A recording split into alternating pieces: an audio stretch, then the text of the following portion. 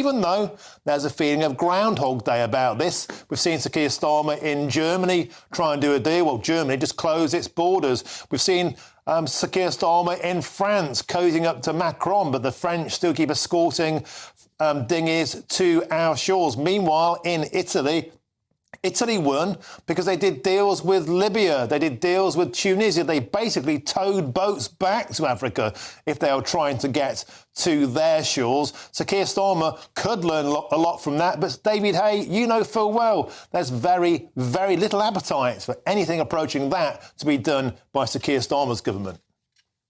Well, good afternoon, Martin. I think you're right. Certainly Groundhog Day also, because if you remember, we saw Rishi Sunak with the Italian leader a few months back in summer. So, you know, we need to see Keir Starmer doing a lot more than talking tough and being seen with leaders that are seen as tough on immigration. We need to see that. And I just don't see that we're doing that at the moment. What we're also not seeing is a lot of the details. So I think, you know, it's a very, very difficult job to tackle the gangs and to stop illegal immigration, not irregular immigration, as it now seems to have been rebranded.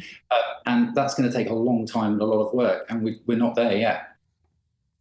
And the deal with Libya and the deal with Tunisia, that, by the way, Ursula von der Leyen of the European Union joined forces with Giorgia Meloni. They're basically giving over 100 million euros to each of those African nations to allow them to beef up their coast guard, to beef up containment facilities in Africa. So sending out the clear message, David Haigh, if you get on a boat and you try and get across the Med and you try and get into Italy, you will be intercepted and you will be returned.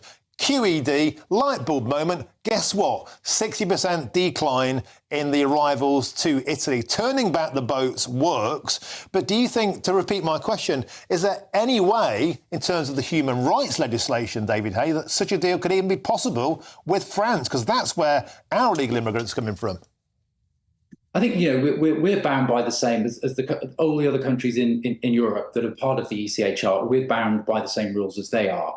You know, that's the first thing to look at. Now, some countries, you know, obey the findings and the rules of the ECHR more than others. So I think, you know, and that will be one of the interesting things with the Albania deal that Italy is looking at, because obviously if that goes forward and people are sent there, and there may or may not be legal challenges in the ECHR, that might be something that Starmer then looks at doing. Obviously, it's very different to Rwanda potentially.